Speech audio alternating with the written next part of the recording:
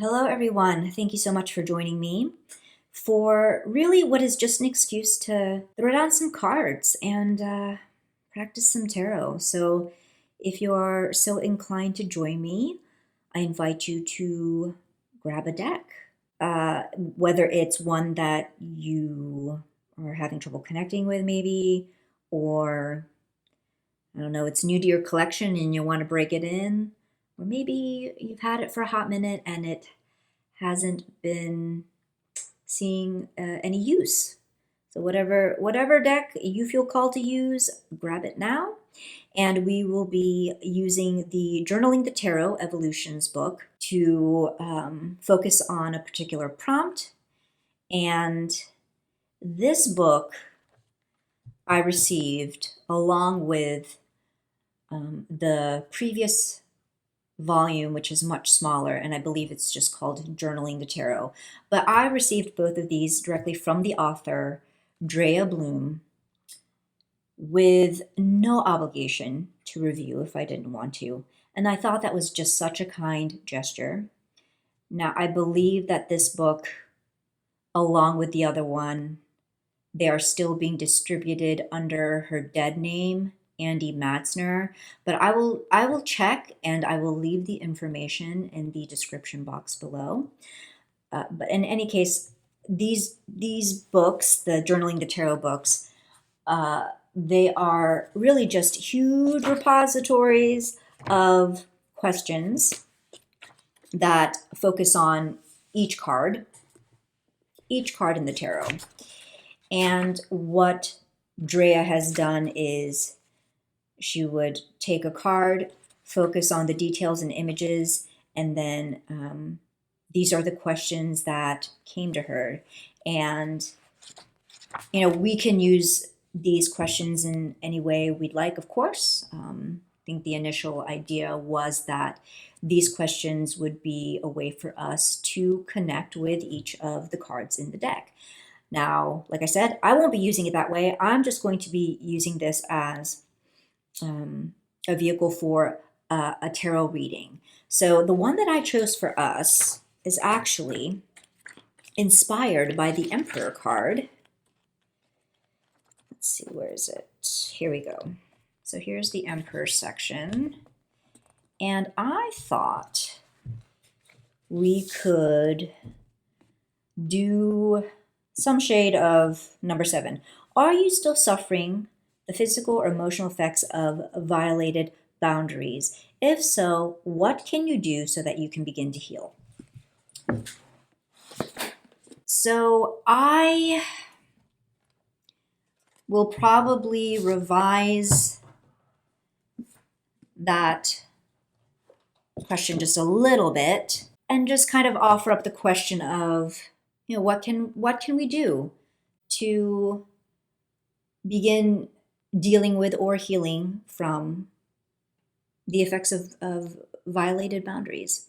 So if this is a question that resonates with you, definitely resonates with me, which is why I chose it, then I hope you will participate. Pause this video and throw down some cards. I'm going to do a 3-card freestyle reading with this. You can do whatever you'd like to do. If this question doesn't resonate with you, then this could be an opportunity to practice your tarot reading skills. Think of it as a hypothetical situation where somebody comes to you with this question. What do you think the cards are saying in response? So go ahead, pause the video, and do your reading. I encourage you to take as little or as much time as you need to think about what the cards are conveying. I think that sometimes there's a misconception that to be a good tarot reader, it's like you have to be able to articulate what the reading is as soon as you throw down the cards.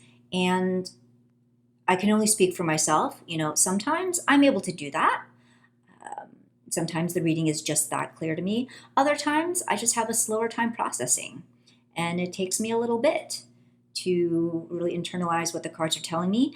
And yet still other times it's like days later before I realize what that message is conveying. So there is no right or wrong.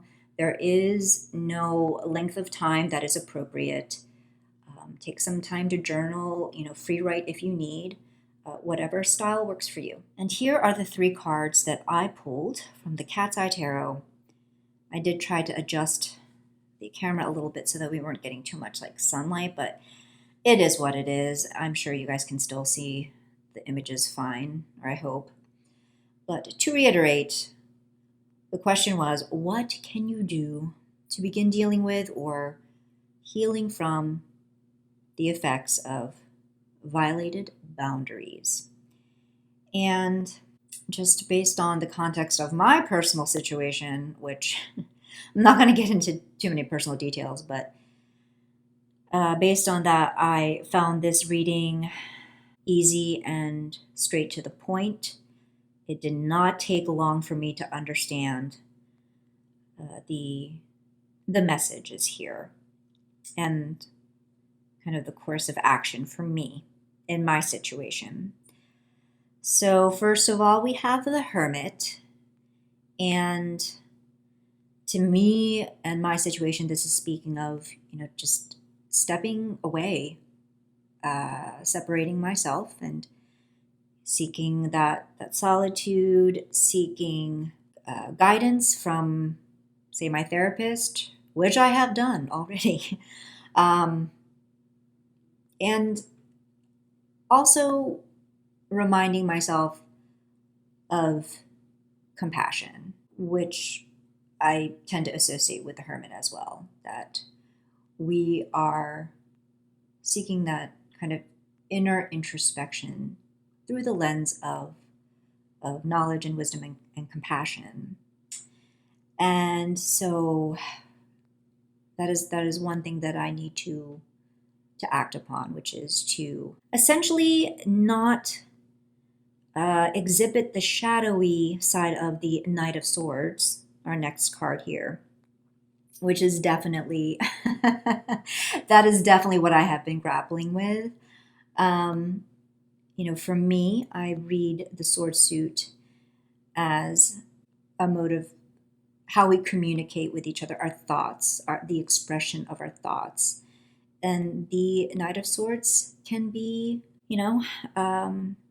quite feisty, sometimes in a great way, sometimes in a not so great way. And I feel like this serves as a verbal reminder in conjunction with the compassion element and introspection element of the Hermit that I need to be reminding others in my life about my boundaries. I need to be explicit and I need to be clear in the way I communicate these boundaries and maintain them, and essentially do that without the claws coming out and without like the hissing and the attitude. Okay, once again, without going into too much detail, I will say I feel like this speaks to a particular incident, a recent incident in which I might have sworn, I might have been cursing in Korean, which, to be clear, I wasn't cursing at the person in Korean. I wasn't like calling them bad names or anything, but I was I did not want my feelings of frustration to be lost in translation, let's put it that way. And as soon as the words like flew out of my mouth, I regretted them. I regretted them. That's not how I want to communicate with people that I care about. And knowing that the person on the other side of the conversation, they're doing their best too, despite stepping the line and not respecting my boundary, and they're doing their best too in their way. And so again, it just kind of goes back to like the path of compassion, the path of like verbal non-aggression. So that tracks. And then finally, the Two of Wands, which is, I feel like it's a message that I need to maybe exercise my own power, to control what I can, to control the outcome the best that I can, with my ability. What is my goal here? Like, see this cat, like, what is their ultimate goal? And how am I going to exert my agency and my power and be prepared in these hypothetical scenarios to reach my goal, which is ultimately that, again, my boundaries are going to be respected, and I'm not going to reach a place of escalation and anger. So how can I mitigate that? What preparation steps can I take? What choices can I make to be prepared for these like hypothetical situations? Because it's gonna happen again. I know it's gonna happen again. So how can I best prepare myself? What's my action plan? How do I plan to execute that? Through the lens of compassion and direct and effective communication.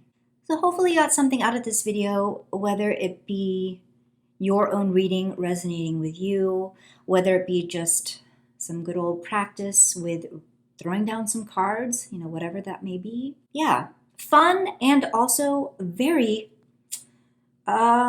it definitely hit the mark. It this reading did not F around for sure. Okay, so let me know if you want more videos like this. I just wanted to have, some fun. Although, the nature of this reading actually just turned out to be super fun, but important. This is an important message. Okay, anyway, thanks so much for hanging out with me. Until the next time, much love and take care.